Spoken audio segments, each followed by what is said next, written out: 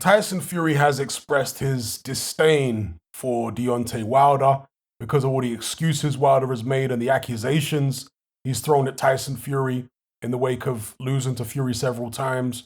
So, to quote him here, he said, and of course, he's talking about this potential fight, which I hope happens between Deontay Wilder and Andy Ruiz. He says, I would like to see Andy Ruiz knock Wilder out because I'm sick of looking at Deontay Wilder. I need another man to train for. I need another guy to fight. We fought 3 times already. I think this guy is not a good person, basically. I'm not going to use the words. I don't like him. He's an excuse maker. He gets beat by a better man on the night and he can't take it. So he's got to think of a million reasons why he lost. So he's not a great sportsman, in my opinion, and I hope Ruiz knocks him out cold. He goes on to say, after being asked whether he thinks Ruiz will manage to knock him out cold, he said, I hope so, but probably not. Wilder will probably hit him with one shot and knock him out cold. But I hope Andy smashes him. Pause. So, those are the words of the Gypsy King. Now, I can only agree with what Tyson Fury said there regarding Deontay Wilder's character. Wilder is, without a shadow of a doubt, the most delusional, certainly heavyweight champion or former heavyweight champion now I've ever seen. The excuses he was coming out with were just absolutely out of this universe in terms of how delusional they were, with no evidence to back up anything that he was saying.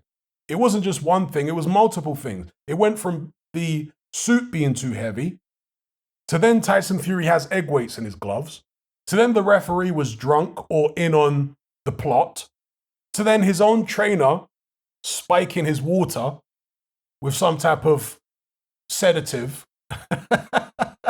secretly working for the Fury camp. I mean, the excuses was just so absurd from Deontay Wilder. It was mind-blowing stuff. Mind-blowing. And even after losing to Fury in the third fight, man's still talking about, oh, Fury cheated and I don't condone cheating and all that. Deontay Wilder is totally delusional.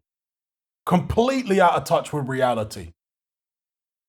Still acting like Tyson Fury. Tyson Fury did nothing wrong. I mean, going into that third fight, Deontay Wilder was so paranoid and so delusional that when he found out Tyson Fury was wearing horsehair gloves, which are perfectly legal, right?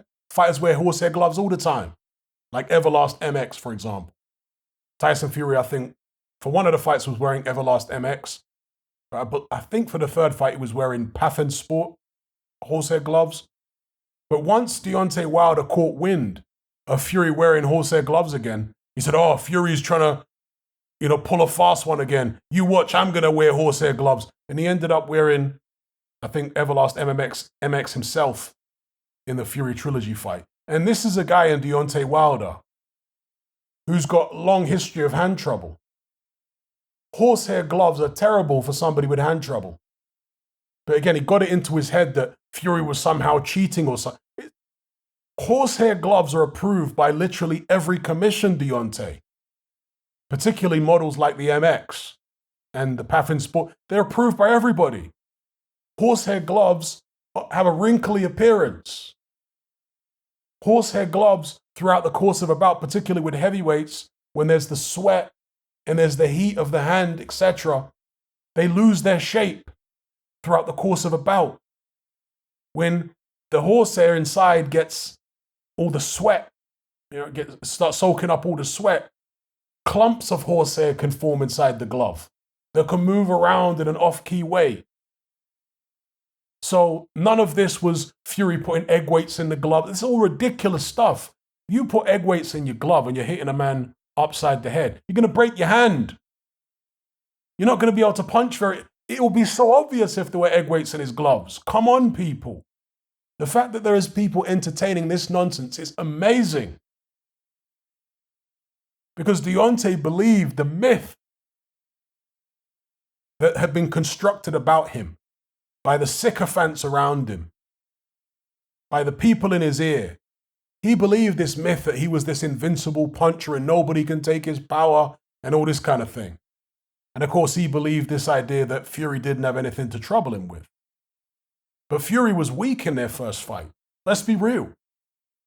In the second fight, different story. Different Fury, much stronger, heavier. So it wasn't about egg weights and the gloves or any of this nonsense. It was just about the fact that Fury had regained his strength after losing an enormous amount of weight when he'd been out the ring for several years.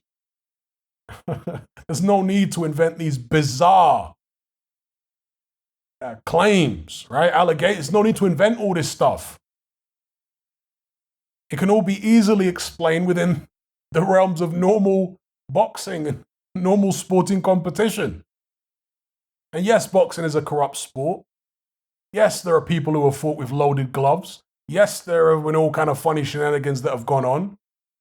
But there was no evidence, no serious evidence for any of that in any of the Fury Wilder fights.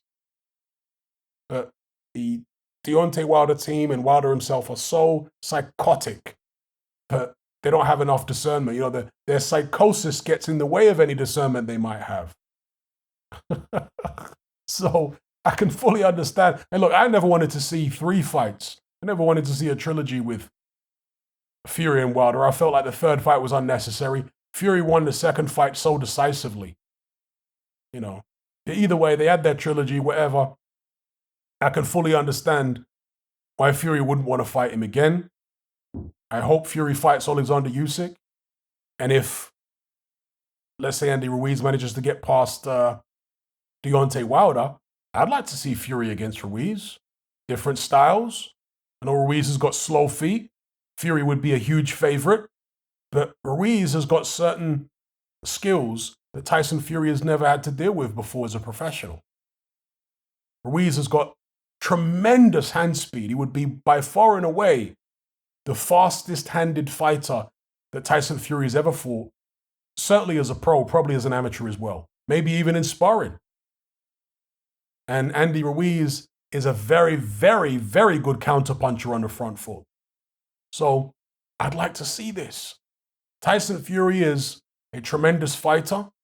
And anyone who's a boxing fan wants to see what such a good fighter is going to do against various different styles. See, when you're a fanboy, you just want that fighter to protect their unbeaten record. You don't want them to go out and fight everybody and see them tested against different styles. That's what fanboys do. But if you're a real boxing fan, you want to see the most talented guys face all different styles. That's what it is. Anyway, let me know what you guys think in the comment section below about what Tyson Fury said here regarding Deontay Wilder. He hopes Andy Ruiz knocks him out cold, but he thinks that it will probably be the opposite.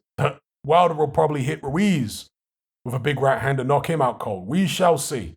Let me know what you think, people. If you're tired of the biased narratives and mass censorship on mainstream platforms, and you want to be part of a community of critical thinkers who love free speech just as much as you do, then come and join me on Patreon and access my weekly no-holds-barred, censorship-free podcast where we lift the lid on a wide variety of controversial topics. It's not mainstream friendly, it's not politically correct, but that's the whole point.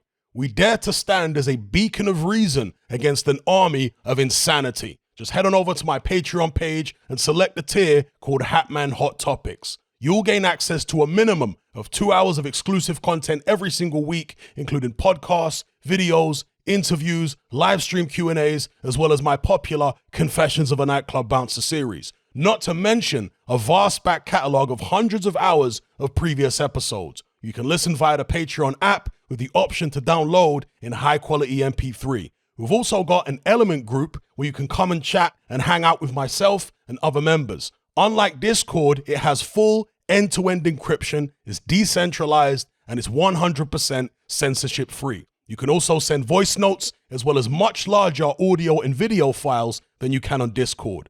So come and sign up on Patreon. There's no contract, there's no commitment, you can cancel at any time, and it's cheaper than a cup of coffee. So I'll see you over there. I'm out.